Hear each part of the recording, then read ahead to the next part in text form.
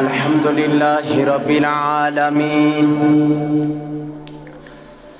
الصلاة والسلام على أشرف الأنبياء والمرسلين وعلى آله الطيبين الطاهرين وعلى آله وأصحابه أجمعين أما بعد فأعوذ بالله من الشيطان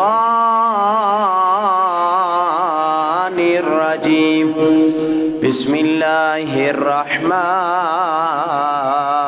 الرحيم لقد كان لكم في رسول الله أسوة حسنة آمنت بالله صدق الله مولانا العظيم وصدق رسوله النبي الكريم الأمين الصلاة والسلام عليك يا سيدي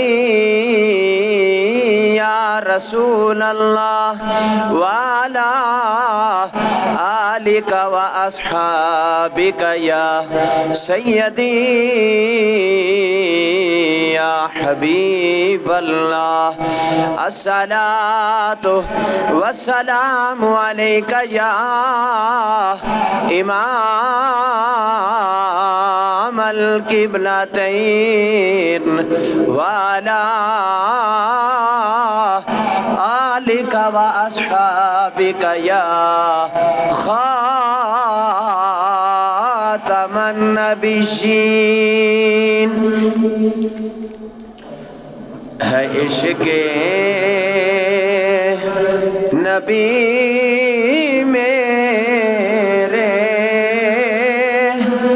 دل میں بھی سما جانا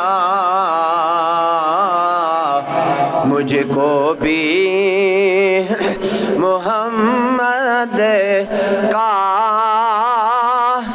دیوانہ بنا جانا مجھ کو بھی محمد کا دیوانہ بنا جانا اور جو رنگ کی جامی پر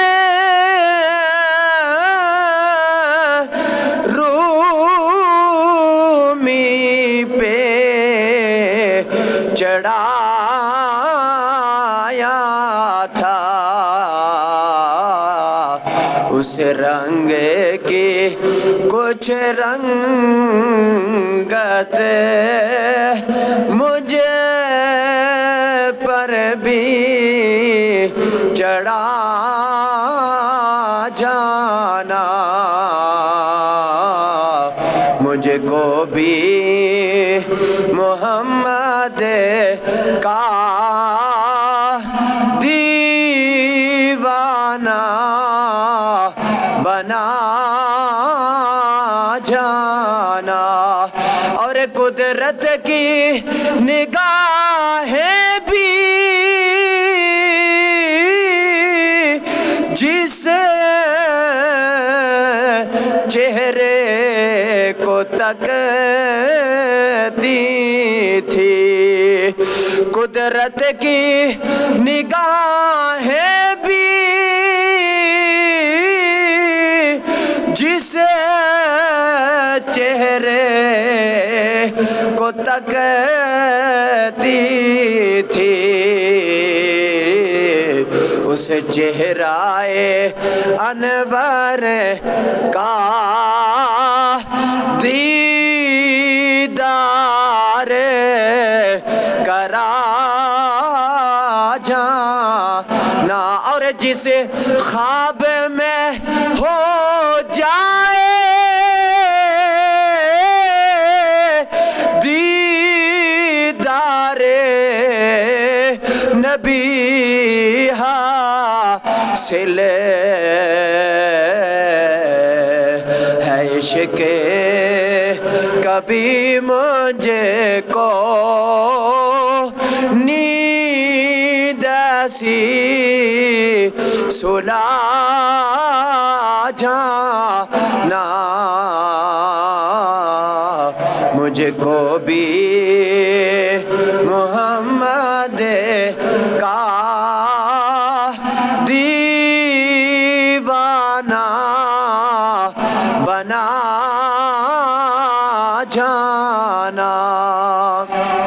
بعد از حمد و صلات قابل صد تعظیم جمیع حضرات، السلام علیکم ورحمۃ اللہ تعالی وبرکاتہ۔ اللہ رب ذوالجلال کا لاکھ لاکھ شکر عظیم کہ جس مالک کائنات نے آج کے اس بابرکت دن میں ہمیں اپنے گھر میں حاضر ہونے کی توفیق عطا فرمائی، اور میرے رب نے سال کے بعد ایک مرتبہ پھر ہمیں یہ برکتوں اور رحمتوں والا دن عطا فرمایا۔ آج کی اس مختصر سی نشست کے اندر قرآن مجید کی ایک آیہ مبارکہ آپ حضرات کے سامنے تلاوت کرنے کا شرف حاصل کیا۔ میرے رب نے قرآن مجید فرقان حمید میں اعلان فرمایا کہ لَقَدْ كَانَ لَكُمْ فِي رَسُولِ اللَّهِ أُسْوَةٌ حَسَنَةٌ، کہ بے شک تمہارے لیے اللہ کے رسول میں بہترین نمونہ ہے۔ بہترین نمونہ اللہ کے رسول میں تمہارے لیے کیا ہے؟ موجود ہے۔ اب اسی آیہ مبارکہ کا خلاصہ یہ ہے کہ تمام انسانوں کے لیے نبی اکرم صلی اللہ تعالی علیہ وسلم کی سیرت اور آپ کی زندگی جو ہے یہ بہترین نمونہ رکھتی ہے۔ انسان اپنی زندگی کے ہر شعبے میں امام الانبیاء فخر المرسلین حبیب کبریا جناب محمد الرسول اللہ صلی اللہ تعالی علیہ وسلم کی سیرت سے مکمل رہنمائی حاصل کر سکتا ہے، اور کامیاب انسان ہی وہی ہے جو امام الانبیاء فخر المرسلین آپ کے نقش قدم پہ چلتا ہے۔ اور اگر ہمارا جینا، ہمارا مرنا، ہمارا اٹھنا، ہمارا بیٹھنا، یہ سارے کے سارے معمولات زندگی جو ہمارے ہیں، اگر امام الانبیاء فخر المرسلین جناب محمد الرسول اللہ صلی اللہ تعالی علیہ وسلم آپ کی سنت کے مطابق ہو جائیں، آپ کی سیرت کے مطابق ہو جائیں، تو پھر ہمارا سارے کا سارا کام عبادت بن جاتا ہے۔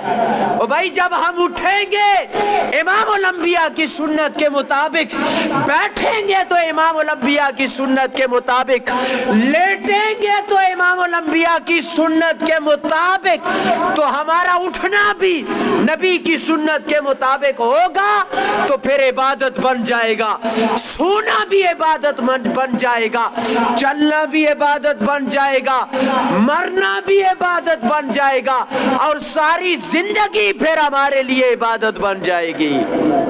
احباب زیوکار، اور اس بات کو بڑی توجہ کے ساتھ اور اس بات کو دل میں جگہ دینا، اگر انسان نمازی ہے، توجہ کرنا، روزہ دار ہے، حاجی ہے، زکاتی ہے، سخی ہے، دیگر اعمال بھی کرتا ہے، یہ سارے اعمال تب مقبول ہوں گے جب امام الانبیاء کی سنت کے مطابق کیے ہوئے ہوں گے۔ سمجھ آئی بات؟ نمازی ہے، حاجی ہے، زکاتی ہے، سخی ہے، یہ تب اعمال مقبول ہیں کہ جب امام الانبیاء کی سنت کے مطابق ہوں تو پھر پتہ یہ چلا عید کی نماز میں آنے والوں، اگر عید کی نماز بھی اگر ہم سنت کے مطابق ادا نہیں کریں گے تو پھر ہمارا بیٹھنا بھی بیکار ہوگا۔ پتہ یہ چلا ہم نے عید کا دن گزارنا ہے تو وہ بھی سنت کے مطابق، تب فائدہ حاصل ہوگا، تب عید کی عیدی نصیب رب کی جانب سے ہوگی جب سنت کے مطابق دن کو گزاریں گے۔ کہو سبحان اللہ۔ کیوں؟ اس لیے کہ فرما برداری کا حکم رب نے ہمیں دیا ہے، اللہ کے محبوب کی فرما برداری کا حکم کائنات کے رب نے دیا ہے۔ رب ذوالجلال نے قرآن میں اعلان فرمایا ما آتاکم الرسول فخذوہ وما نہاکم عنہ فانتہوا۔ کائنات کے رب نے فرمایا کہ ما آتاکم الرسول، اللہ کے محبوب نبی جو کچھ آپ کو عطا فرمائے، فخذوہ، بس آپ اس کو لے لو، اور اللہ کے محبوب نبی وما نہاکم عنہ فانتہوا، اللہ کے محبوب نبی جس سے منع فرما دے بس اس سے رک جاؤ۔ تو پتہ یہ چلا نمازی، حاجی، زکاتی، سخی، یہ سارے اعمال تب مقبول ہیں جب امام الانبیاء کی سنت کے مطابق کیے جائیں۔ عید کی نماز اور عید کا دن اور اس میں کیے جانے والے سارے کے سارے اعمال وہ بھی تب مقبول ہیں جب امام الانبیاء کی سنت کے مطابق کیے جائیں۔ اور دوسری مقام پر کائنات کے رب نے قرآن میں اعلان فرمایا، میرے رب نے فرمایا قل ان کنتم تحبون اللہ فاتبعونی یحببکم اللہ۔ کہو سبحان اللہ۔ فرمایا اے محبوبہ فرما دیجئے ان کنتم تحبون اللہ، اگر تم کائنات کے رب سے محبت کرتے ہو تو فاتبعونی، پھر ہر کام میں تمہیں امام الانبیاء کی اتباع کرنا ہوگی۔ جب امام الانبیاء کی اتباع کرو گے، سارے کاموں میں امام الانبیاء کی اتباع کرو گے تو کائنات کا رب پھر تمہیں جا کر اپنا محبوب بنا لے گا۔ کہو سبحان اللہ۔ مشکات شریف کے اندر یہ روایت ہے، میں اختصار کے ساتھ جلدی آگے گزرتا چلتا ہوں لیکن آپ کی توجہ کا طالب ہوں۔ مشکات شریف کے اندر روایت ہے، انس بن مالک رضی اللہ تعالیٰ عنہ اس روایت کے راوی، امام الانبیاء فخر المرسلین مکہ المکرمہ سے مدینہ طیبہ کی جب جانب آپ تشریف لائے تو 2 دن مدینہ والوں نے مختص کیے ہوئے تھے۔ ان 2 دنوں کے اندر وہ کیا کرتے تھے؟ کھیل کود تماشا کرتے تھے، خرافات 2 دنوں کے اندر کرتے تھے۔ میرے آقا علیہ الصلوۃ والسلام نے دیکھا مدینہ طیبہ کے لوگ 2 دنوں کو منتخب کر کے اب وہ کھیل کود تماشا کرتے ہیں۔ میرے آقا علیہ الصلوۃ والسلام نے فرمایا او مدینہ والو، کائنات کے رب کی جانب سے تمہارے لیے 2 دنوں کو منتخب فرما لیا ہے، ایک عید الفطر کا دن ہے، ایک عید الاضحیٰ کا دن ہے۔ کہو سبحان اللہ۔ وہ زمانہ جاہلیت کا دور تھا کہ جب 2 دن کو مختص کر کے کھیل کود کیا جاتا تھا، لیکن جب امام الانبیاء تشریف لے آئے، اسلام کی نورانیت پھیل گئی تو پھر فرمایا اب جہالت ختم ہو گئی ہے، رب نے 2 دن ہمیں عطا کیے ہیں۔ وہ 2 دن کون سے ہیں؟ ایک عید الفطر کا دن ہے اور ایک عید الاضحیٰ کا دن ہے۔ حضرات عزیز وقاری اس حدیث کو سنانے کا مقصد یہ ہے، یہ سمجھانا مقصود تھا کہ یہ دن کھیل کود تماشے کا دن نہیں ہے بھائی، یہ پارکوں میں سیر و تفریح کا دن نہیں ہے، او بھائی یہ رب کی عبادت کا دن ہے۔ پورا دن جب امام الانبیاء کی سیرت کے مطابق، سنت کے مطابق گزارو گے تو پھر کائنات کا رب اس دن، اس عید کی پھر رب عیدی عطا فرمائے گا۔ اللہ اکبر کبیرہ۔ مسند احمد کی یہ روایت ہے سیدنا، اچھا جی امام الانبیاء کی سیرت کے مطابق، سنت کے مطابق یہ دن ہم نے گزارنا ہے، تو امام الانبیاء نے کس انداز کے ساتھ اس دن کو گزارا ہے؟ اب توجہ فرمانا۔ اب مسند احمد سیدنا فاقہ بن سعد رضی اللہ تعالی عنہ فرماتے ہیں کہ کانا یغتسل یوم الجمعۃ و یوم عرفۃ و یوم عید الفطر و یوم النحر۔ میرے آقا نے فرمایا، میرے آقا کے غلام فرماتے ہیں امام الانبیاء جمعے والے دن بھی، عید الفطر کی صبح میں بھی، قربانی والی عید کی صبح میں بھی، اور عرفہ والے دن بھی کانا یغتسل، میرے آقا غسل فرماتے۔ کہو سبحان اللہ۔ اور یہ میرے آقا علیہ الصلوۃ والسلام کی سنت ہے، یعنی عیدگاہ جانے سے پہلے میرے آقا غسل فرماتے۔ اب جو بندہ سنت سمجھ کر کے عید الفطر کے دن، عید الاضحیٰ کے دن، جمعے کے دن، عرفہ والے دن سنت سمجھ کے غسل کرتا ہے، کائنات کا رب اس عمل کی برکت سے اسے ثواب عطا فرماتا ہے۔ اور پھر آگے امام الانبیاء کا پھر آگے تر کیا تھا، طریقہ کیا تھا؟ فرمایا کہ امام الانبیاء جب گھر سے نکلتے عید الفطر والے دن تو میرے آقا علیہ الصلوۃ والسلام ناشتہ کر کے گھر سے نکلتے، عید الفطر والے دن کچھ کھا کر گھر سے نکلتے۔ اب روایات کے اندر آتا ہے میٹھی چیز کھا کر عیدگاہ کی جانب جانا، یہ سنت ہے۔ پھر روایات کے اندر یہ بھی آتا ہے کہ کھجورے کھا کر امام الانبیاء گھر سے نکلتے تھے، المختصر کے کچھ نہ کچھ میٹھا تناول فرما کر امام الانبیاء عیدگاہ کی جانب جاتے تھے۔ احباب ذی وقار، اور یہ امام الانبیاء کی کیا ہے؟ سنت ہے۔ اور آگے آئیے، فرمایا کہ میرے آقا پیدل آتے تھے عیدگاہ کی جانب اور پھر پیدل اپنے گھر جاتے تھے۔ اللہ اکبر۔ تو پیدل آنا اور پیدل جانا یہ بھی میرے آقا علیہ الصلوۃ والسلام کی کیا ہے؟ سنت ہے۔ اور پھر آگے سنت میرے آقا علیہ السلام میرے ایک راستے سے عیدگاہ کی جانب آتے اور پھر دوسرے راستے سے اپنے گھر واپس لوٹتے تھے۔ سمجھ آئی؟ آتے ہوئے اور راستہ اپناتے، جاتے ہوئے اور راستہ اپناتے۔ اچھا جی، اس میں کیا حکمت ہے؟ محققین نے لکھا ہے، فرمایا کہ تاکہ امام الانبیاء کے قدم کی برکت سے دانو راستے جو ہیں، دانو راستوں کو امام الانبیاء کے قدموں کی برکات نصیب ہو جائے۔ کہو سبحان اللہ یار، بلند آواز سے کہو سبحان اللہ۔ اور دوسری حکمت یہ تھی کہ دانو راستوں کے، یعنی اس راستے والے لوگ بھی اور دوسرے راستے والے لوگ بھی والضحیٰ والے چہرے کا دیدار کر لیتے۔ کہو سبحان اللہ۔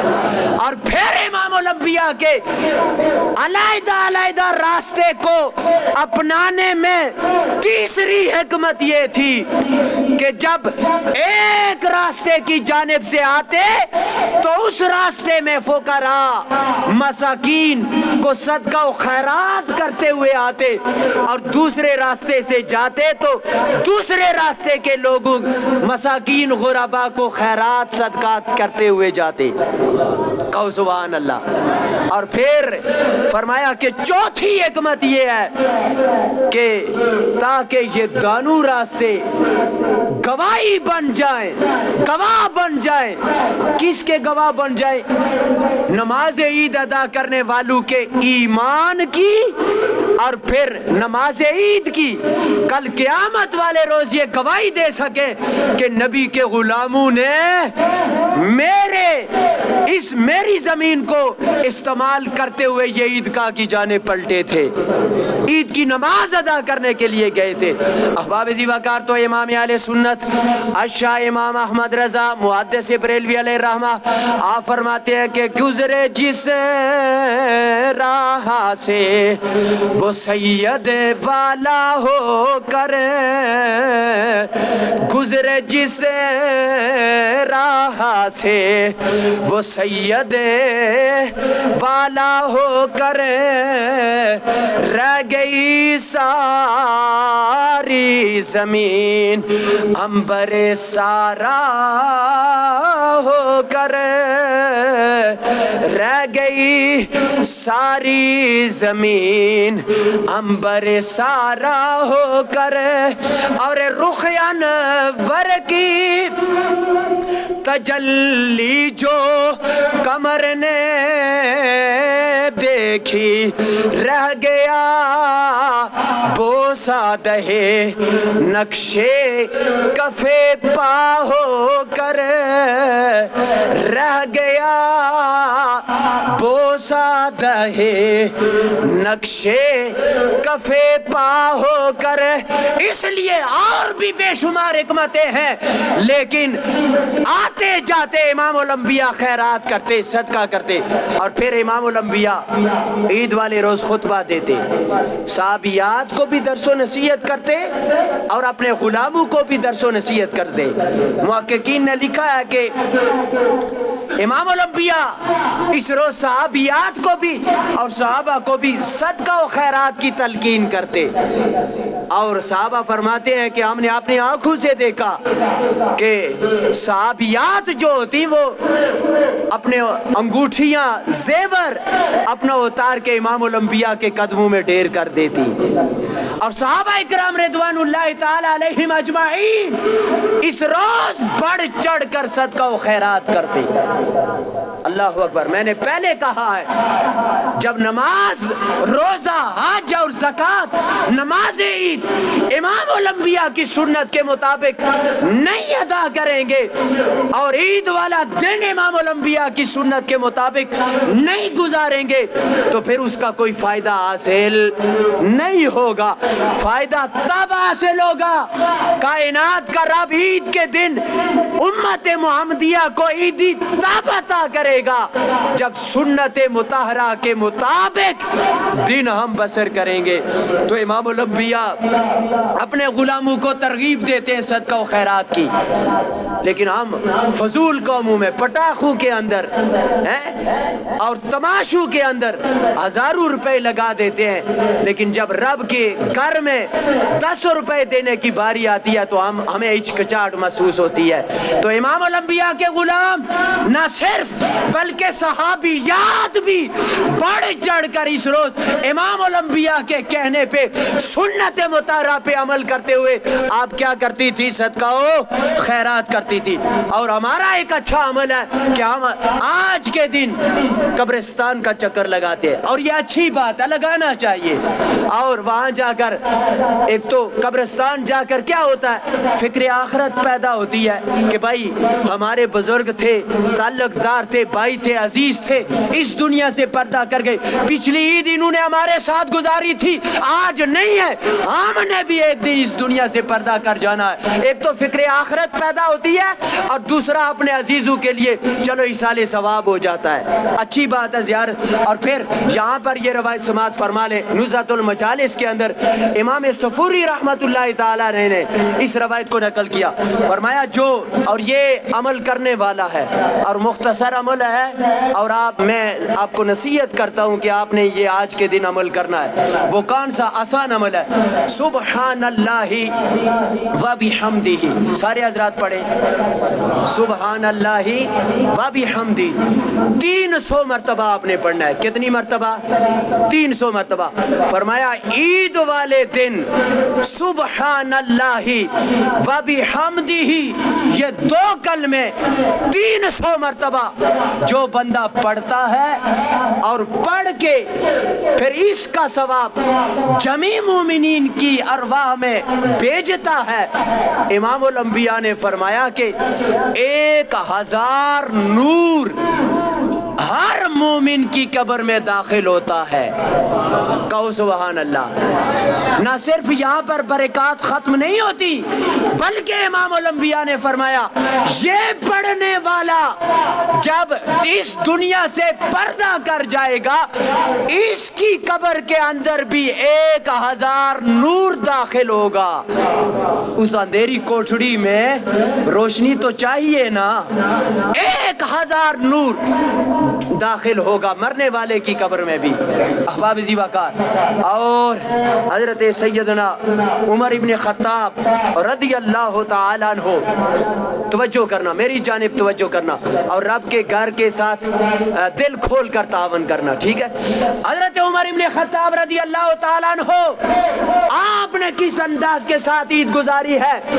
آپ اپنے حجرہ اقدس میں آرام فرما تھے، اپنے حجرہ اقدس میں عید والے روز دروازہ بند کر اندر تھے، اور نبی کے غلام گئے، عمر ابن خطاب رضی اللہ تعالیٰ عنہ آپ کا دروازہ کھولا اور دیکھا عمر ابن خطاب کی آنکھوں سے آنسو کے قطرے جاری ہیں۔ کہو سبحان اللہ۔ آنکھوں سے آنسو کے قطرے جاری۔ غلاموں نے پوچھا وقت کے امیر المومنین، او بھائی آج عید کا دن ہے، خوشی کا دن ہے، اور آپ کی آنکھوں سے آنسو کے قطرے کیوں جاری ہو رہے ہیں؟ فرمایا عید تو، توجہ کریں یار، عید تو ان لوگوں کے لیے ہے جنہوں نے صحیح معنوں میں روزے رکھے ہیں اور رب کی عبادات کی ہے۔ ہمارے لیے تو وعید کا دن ہے۔ کہو سبحان اللہ۔ ھذا الیوم العید وھذا الیوم الوعید، عید کا دن بھی ہے اور وعید کا دن بھی ہے۔